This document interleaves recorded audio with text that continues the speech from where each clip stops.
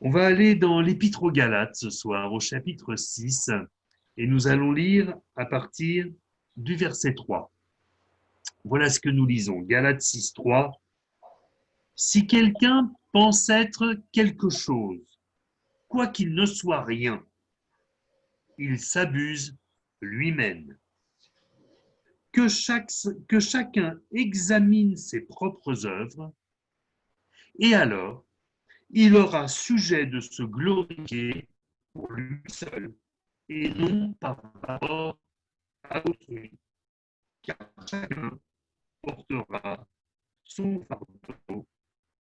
Amen. Toute la Bible est là pour nous dire que toutes les œuvres que nous pouvons pratiquer, et pourvu qu'elles soient bonnes, et pourvu qu'elles soient celles que le Seigneur a préparées d'avance afin que nous les pratiquions, n'ont finalement que très peu d'impact, très peu de résultats.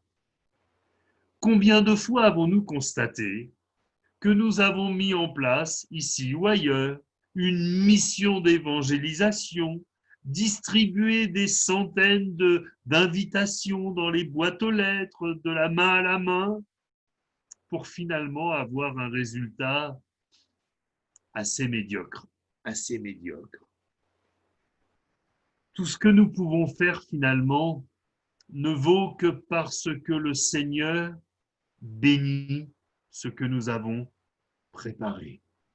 Nous avons ce texte qui nous interroge toujours, qui nous dit, vous de même, quand vous avez fait tout ce qui vous a été ordonné, dites, nous sommes des serviteurs formidables. Non, nous sommes des serviteurs inutiles. Nous avons fait ce que nous devions faire. Parfois, à entendre certains, on a le sentiment que Dieu ne peut rien faire sans eux. La Bible dit le contraire. C'est que sans Dieu, nous ne pouvons rien faire. Sans Dieu, nous ne pouvons rien faire. Dans Jean 15, 5, Jésus dit, je suis le cep, vous êtes les sarments. Celui qui demeure en moi et en qui je demeure porte beaucoup de fruits, car sans moi, vous ne pouvez rien faire. Ça démontre à quel point tout ce que nous faisons est une grâce de Dieu et un honneur que Dieu nous fait de pouvoir participer à son œuvre. C'est un véritable honneur. C'est pas nous qui lui faisons une fleur en le servant. C'est lui qui nous fait l'honneur d'être ouvrier avec lui. D'être ouvrier avec lui. Quelle grâce! Un jour, alors que les disciples arrivaient à Capernaum, Jésus leur a posé cette question.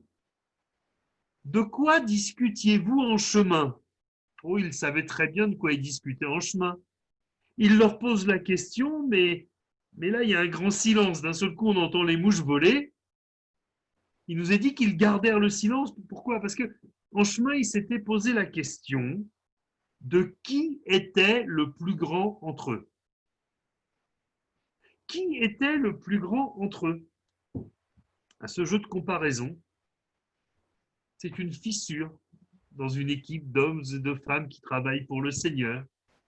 À partir du moment où on commence à se comparer, à partir du moment où on s'occupe de ce que les uns ou les autres ont fait de plus ou de moins, eh bien pendant ce temps-là, on ne porte plus nos regards sur le Seigneur. On est dans la comparaison au lieu d'être dans la réception de ce qui vient du Seigneur. Vous savez, c'est comme quand on coupe un gâteau et qu'on le sert. Et souvent, on voit un petit enfant à table qui surveille comme ça pour s'assurer que c'est bien lui qui a la plus grosse part. C'est même pas sûr qu'il arrivera à tout manger. Mais si par malheur son grand frère ou quelqu'un d'autre a une part plus grande que lui, oh là là là là, c'est pas juste, c'est pas normal, lui il a plus que moi. Et vous savez, parfois nous, dans notre relation avec nos frères et sœurs, avec le Seigneur, eh bien des fois, pardonnez-moi l'expression, mais parfois nous sommes des sales gosses. Et nous sommes en train de dire, mais comment ça se fait? L'autre, il a eu une meilleure bénédiction que moi, et pourquoi lui, il a ça et que moi, je ne l'aurais pas? Et pourquoi Pierre a été libéré de prison par des anges alors que Jacques a été mis à mort?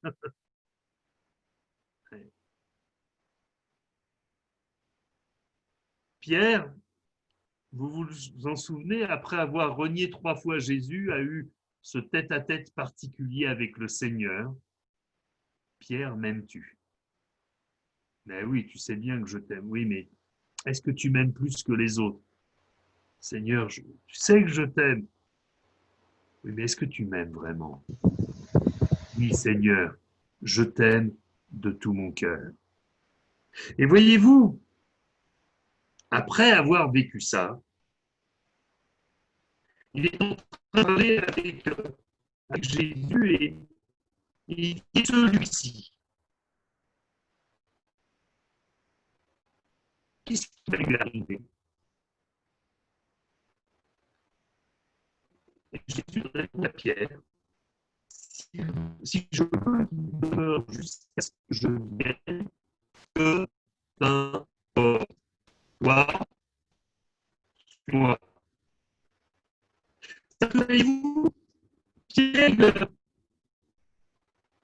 il sait que Dieu a pour lui, et d'un seul coup, sa préoccupation, c'est de se dire, mais l'autre, est-ce qu'il ne va pas avoir plus sur moi, ou est-ce qu'il va avoir moins? Est-ce que, parce que lui, quand même, il n'a pas renié Jésus, d'accord, je suis pardonné, mais lui, il la croix. Est-ce que lui, il ne va pas avoir plus que moi? Vous savez, peu importe que nous recevions plus ou que nous recevions moins, pourvu que nous soyons là où le Seigneur nous attend, pourvu que nous fassions ce que Dieu veut que nous fassions pour lui, au moment où il le demande, tout simplement. Peu importe si à côté de moi j'ai un frère qui a le même âge que moi et qui est allé à plus grand que moi, béni soit Dieu pour ce frère, ou une sœur, ou n'importe. Ça n'est pas mon problème. C'est le maître de la maçon qui voit les ouvriers dans la maçon. Il les envoie dans le coin du champ où il souhaite qu'ils soient. C'est la mission qu'il a pour chacun d'entre eux. Que le Seigneur attend de moi en tant que chrétien? Eh bien, c'est d'être un témoin. Vous recevrez une puissance, le Saint-Esprit survenant sur vous, et vous serez mes témoins. Qu'est-ce que le Seigneur attend d'un pasteur? Mais il attend qu'il fasse lever d'autres ouvriers. Priez le maître de la moisson d'envoyer des ouvriers dans la moisson. La moisson est grande et il y a peu d'ouvriers. Et qu'est-ce que le Seigneur attend d'une église? Il attend qu'elle ouvre des annexes et que ces annexes soient suffisamment bien construites pour qu'elles deviennent des églises autonomes qui, à leur tour, enfanteront d'autres églises. Ça, c'est le rôle que nous avons devant le Seigneur, chacun pour notre part. Si j'ai à côté de moi, dans une église proche, un pasteur qui fait lever 2 ministères par an, alléluia. Si moi j'en fais lever un tous les 5 ans, alléluia. Je ne vais pas faire lever des ministères là où il n'y en a pas. Hein. Le principal, ça n'est pas de se comparer, mais c'est de s'examiner, de dire est-ce que j'ai fait de mon mieux pour le Seigneur. Vous connaissez l'histoire des talents. Un homme, partant en voyage, appelle ses serviteurs, et on sait que cet homme, c'est le Seigneur Jésus, et il donne à l'un 5 talents. Et puis, il donne à un deuxième 2 talents. Et il donne à un troisième 1 talent. Et il nous est dit, c'est écrit dans Matthieu 25, au verset 19, que il donna, enfin entre le verset 14 et le verset 19, qu'il va donner à chacun selon ses capacités. Chacun selon ses capacités. Est-ce que le frère qui a moins de capacités ou la sœur qui a moins de capacités doit s'aigrir après celui qui en a plus? Je ne crois pas. Est-ce que celui qui a plus de capacités doit mépriser celui qui en a moins? Je ne crois pas non plus. C'est le Seigneur qui donne, que son nom soit béni. Il y a une chose qui est merveilleuse dans cette histoire, c'est que le Seigneur a donné à chacun selon ses capacités, et je ne vais pas vous surprendre, le Seigneur ne s'est pas trompé. Celui à qui il a donné 5 talents avait la capacité de faire valoir les 5 talents pour en gagner 5 autres. Celui à qui il avait donné 2 talents a été capable de les gérer et d'en gagner 2 autres. Remarquez que le Seigneur n'a pas sous-évalué celui à qui il avait donné 2 talents. Imaginez que celui à qui il avait donné 2 talents lui dise, écoute Seigneur, moi avec tes 2 talents, j'en ai gagné 3, je pense que tu m'as un peu sous-estimé. Non, ça n'est pas le cas. Le Seigneur savait qu'il avait capacité à gérer 2 talents, il lui en a donné 2 et il en a gagné 2. Celui qui a reçu un seul talent n'a pas été capable, lui, de le gérer correctement. Au lieu d'aller chercher les compétences là où elles étaient, parce que malgré tout, il avait 2 collègues qui avaient plus de compétences que lui, il aurait pu aller les voir en disant, écoutez, moi j'ai un talent, je ne sais pas quoi en faire, donnez-moi des conseils. Mais non seulement il n'avait pas la compétence, mais surtout, eh bien, il n'avait pas la confiance dans ses frères et sœurs, ou dans ses frères, dans ses collègues en l'occurrence, pour acquérir auprès d'eux la compétence qui lui manquait. En fait, à la fois, il le dit, il a peur, c'est un trouillard, mais en même temps, c'est un orgueilleux. Parce que s'il avait eu l'humilité de dire au maître, écoute, tu me donnes un talent, mais je ne sais pas faire, ou s'il avait eu l'humilité de dire à ses collègues, le maître m'a donné un talent, mais je ne sais pas quoi en faire, aidez-moi, montrez-moi comment je dois faire. Et ça, cette capacité à poser ces questions-là, il l'avait. Eh bien, il aurait pu faire valoir son talent. Et en effet, là, il serait sorti différemment de cette expérience. Parfois, on peut trouver injuste. Oui, un tel, il fait ceci, il fait cela, et puis moi, on ne me demande jamais rien, et puis je crois qu'il nous faut reconnaître que Dieu est sage. Dieu est sage. Quand bien même un enfant de 4 ans aurait beaucoup de talent et, par exemple, serait passionné de cuisine, on peut apprendre à un enfant de 4 ans à faire une pâte à crêpes. Par contre, même s'il a beaucoup de talent, on ne lui donne pas un couteau long comme ça pour lui apprendre à désosser un gigot. Parce que ça serait un manque de sagesse. Même s'il a plus de talent en cuisine que son papa, par exemple, ben, il n'empêche qu'il n'a que 4 ans et qu'on ne donne pas un couteau avec une lame comme ça à un gamin de 4 ans. Eh bien, notre Seigneur est sage, il est juste, et il sait nous donner ce que nous sommes capables d'utiliser et de mettre en valeur. Dans 1 Corinthiens chapitre 11, verset 26, il est question de la Sainte Seine. Et Paul nous écrit, toutes les fois que vous mangez ce pain et que vous buvez cette coupe, vous annoncez la mort du Seigneur, jusqu'à ce qu'il vienne. C'est pourquoi celui qui mangera le pain ou boira la coupe du Seigneur indignement sera coupable envers le corps et le sang du Seigneur. Que chacun donc s'éprouve soi-même. Et qu'ainsi, il mange du pain et boive de la coupe. Car celui qui mange et boit sans discerner le corps du Seigneur, mange et boit un jugement contre lui-même. Dans notre première lecture, nous avions cette expression que chacun examine ses propres œuvres. Et ici, que chacun donc s'éprouve soi-même. On va un peu plus en profondeur. La Sainte Seine, c'est par excellence, vous allez me dire, il est gentil le frère, il nous parle de ça à une époque où on n'en a plus.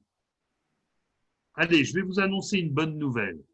Mes frères et sœurs, quand vous vous retrouvez à 2 ou 3 ou 5 ou 6, pas beaucoup plus non plus, hein, parce que si on se retrouve à trop nombreux sans les gestes barrières, ça va poser des soucis. Mais même un couple, le dimanche, d'ailleurs, qu'est-ce qui empêche de prendre un bout de pain, de le partager, de rendre grâce au Seigneur et de se donner le bout de pain et de prendre un peu de vin dans un verre et de se passer la coupe? La Sainte-Seine, c'est par excellence le moment d'une introspection, d'un examen, d'une épreuve de soi-même objective et non pas comparative. Quand je me confronte à la Sainte Seine, je compare ce que je suis à ce que le Seigneur a fait pour moi. Je ne suis pas comme, vous savez, ce publicain et ce pharisien qui sont dans le temple. Il y a le publicain qui se frappe la poitrine, qui dit Seigneur, il n'ose même pas lever les yeux vers le ciel. Seigneur, sois apaisé envers moi parce que je suis un pécheur. Puis à côté, il y a le pharisien qui dit je te loue, Seigneur, je te loue, que je ne suis pas comme ce. On a l'impression qu'il dit ce déchet, tellement il y a de mépris dans ses paroles. Je ne suis pas comme ce pauvre type, quoi. Mais il nous est dit qu'en sortant du temple, celui qui a été justifié, c'était le publicain. C'est lui qui a eu le pardon de ses péchés. On n'est pas là, nous, pour se comparer. Dans le moment de la Sainte Seine, nous sommes face au Seigneur. Nous sommes face à sa grâce, nous sommes face à son amour. Devant la table du Seigneur, il est question de l'aliment de son sacrifice. Comment ça, l'aliment de son sacrifice? Souvenez-vous que le sacrificateur était seul à pouvoir manger de l'Holocauste et qu'il ne pouvait en manger que s'il était pur. Si pour une raison ou pour une autre le sacrificateur était impur, il ne pouvait pas manger de l'Holocauste. Eh bien, nous avons besoin d'être purs pour manger le pain et pour boire à la coupe. Non pas purs d'une pureté de la perfection, mais purs d'une pureté de ceux qui sont purifiés par le sang de Jésus-Christ. De ceux qui sont conscients qu'ils n'ont aucun mérite à présenter au Seigneur, mais qu'ils peuvent présenter simplement le sang de Jésus-Christ qui a coulé sur leur vie pour effacer toute trace du péché. Comme quand nous sommes devant le Seigneur, il n'est pas possible il n'est pas même imaginable que nous nous cachions derrière les défauts des autres. C'est nous-mêmes que nous examinons et nous nous examinons face aux perfections de Dieu. Et s'examiner, ça n'a pas pour but de se condamner. Le texte dit, de Corinthiens 13,5, « Examinez-vous vous-même pour savoir si vous êtes dans la foi. Éprouvez-vous vous-même. Ne reconnaissez-vous pas que Jésus-Christ est en vous, à moins peut-être que vous ne soyez réprouvés. » Mais en nous examinant nous-mêmes, nous réalisons peut-être nos faiblesses, nos péchés. Nous nous en repentons, nous demandons pardon au Seigneur et nous avons la foi dans le pardon qu'il nous donne. Si nous avons la foi dans le pardon qu'il nous donne, alors nous sommes pardonnés. Et si nous sommes pardonnés, nous sommes justifiés. Et nous pouvons manger le pain et boire à la coupe.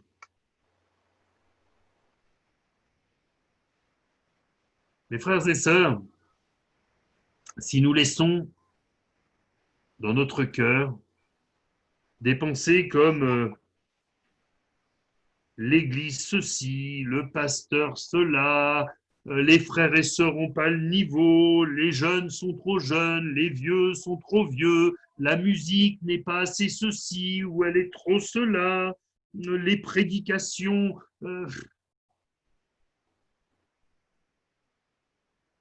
Si nous sommes juges, nous serons jugés. Si nous vivons dans la grâce, nous serons graciés. Alors, je veux faire de ce verset une application à ma vie au quotidien. Didier, examine-toi toi-même pour savoir si tu es dans la foi.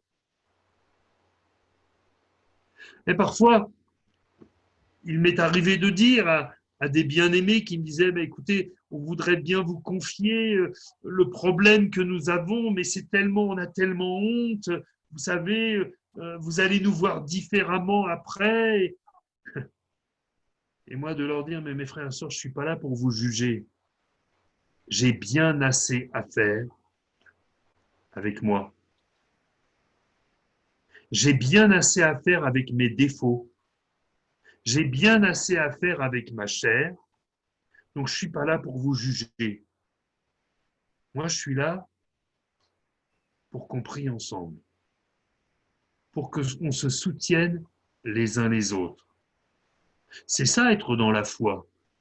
Examinez-vous vous-même pour savoir si vous êtes dans la foi. Être dans la foi, c'est aussi voir mon frère, ma sœur qui est tombé, prier avec et pour lui, et croire que le Seigneur le pardonne et que le Seigneur le relève. Ne croyez-vous pas que c'est plutôt de cela que nous avons besoin? Alors peut-être ce soir avons-nous besoin de nous examiner nous-mêmes. Peut-être avons-nous besoin de faire un petit peu de ménage dans nos pensées. Peut-être avons-nous besoin de balayer un peu nos jugements. Peut-être avons-nous besoin d'arrêter de nous comparer aux autres. Vous savez, quand on se compare aux autres, ça a toujours deux résultats. Soit on se croit mieux que les autres, et on n'est pas loin de prendre une gamelle, soit on voit tellement les autres au-dessus de nous qu'on se sent capable de rien et du coup on ne fait rien. Ça n'est pas la volonté du Seigneur. Alors mes frères et sœurs, soyez encouragés. Examinez-vous, restez dans la foi et croyez que le Seigneur va encore nous conduire plus loin ensemble pour la gloire de son nom. Amen.